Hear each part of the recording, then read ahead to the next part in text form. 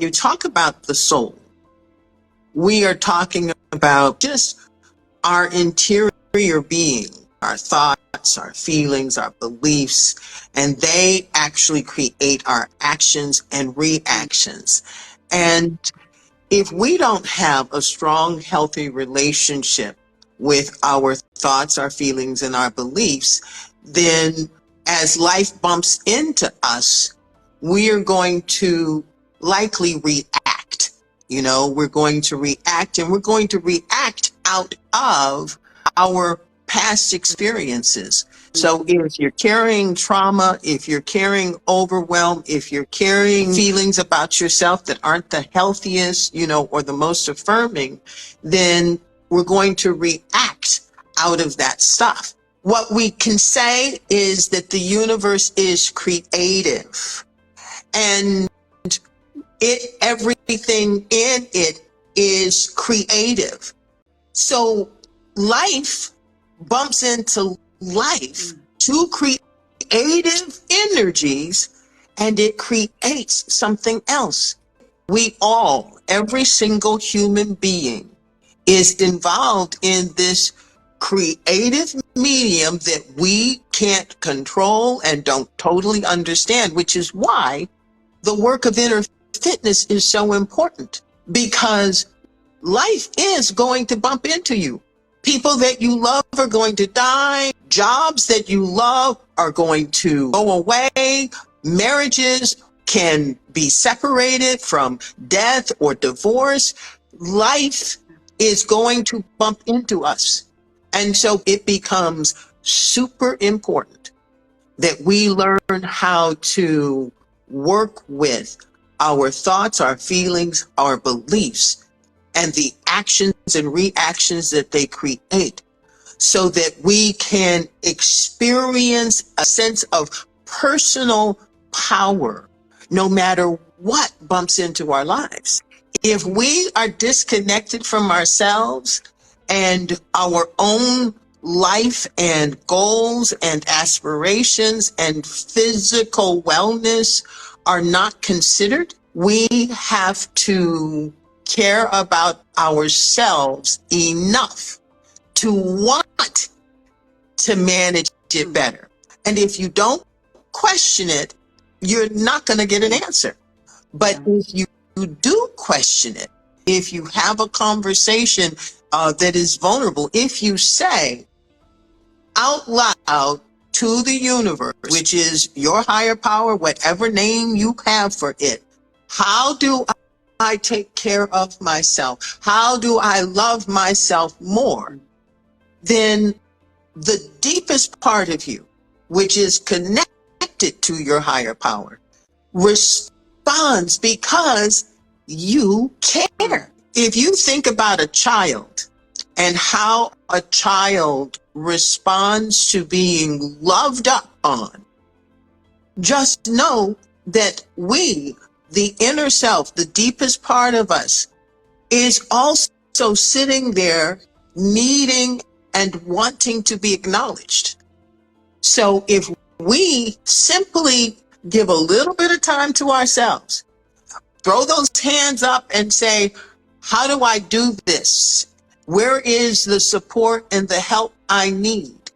You are engaging your higher power and in your support, but most importantly, you are sending a message to yourself that says you love yourself, that you see and acknowledge yourself, even if your schedule and time is minuscule. I make a distinction between acknowledging where we are and accepting where we are. When we acknowledge where we are, again, we're always talking to ourselves. The beliefs that we carry come from the thoughts and feelings that we carry. So we are programming our beliefs all the time. So when you take a moment and you acknowledge where you are, it's like sending a message to the deepest part of yourself that says, okay, I'm sane. I know where we are. We're safe.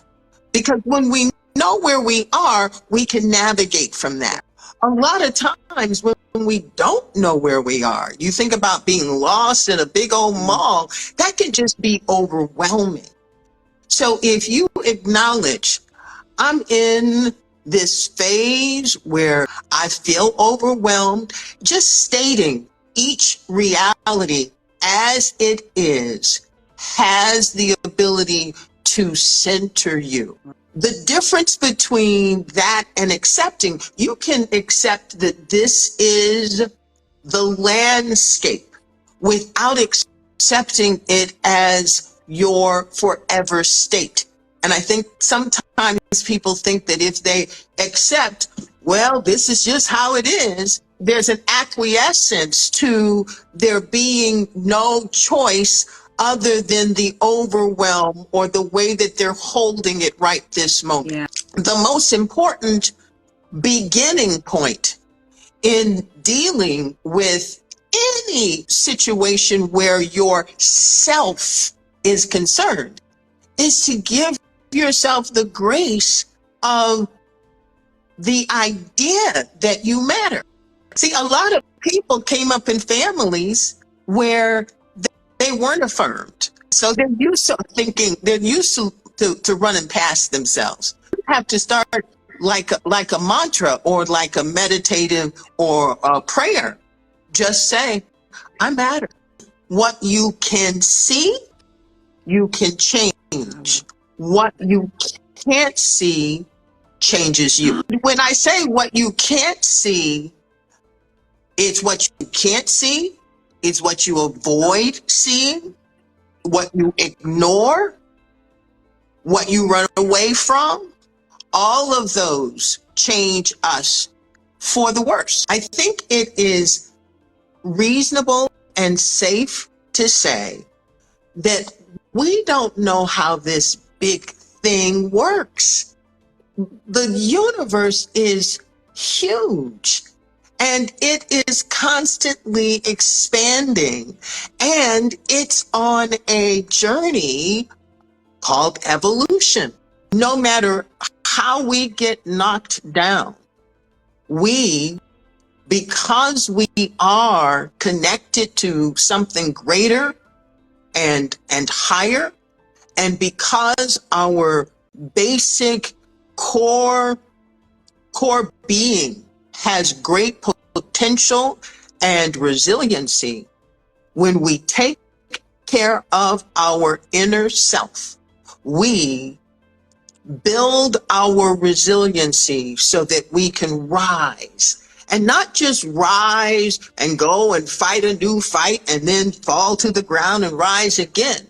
No, it is to rise with a more empowered self every single time. We rise and expand the way the universe is expanding.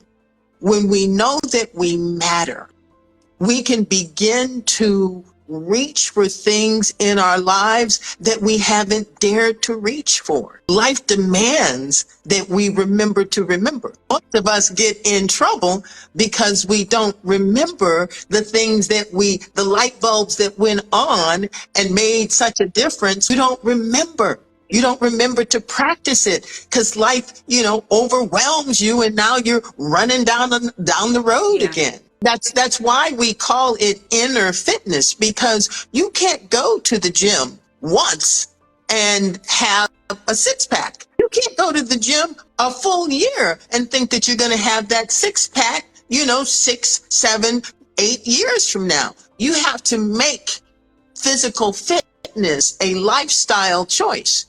Well, inner fitness is the same, a lifestyle choice. And the choice is, do I choose to pay attention to my life in a way that can help me live the rest of my life with a sense of empowerment, a sense of possibility, and with the ability, when I am triggered, when I am feeling like I can't when I am overwhelmed or lost, to be able to have tools, practiced tools that help me elevate.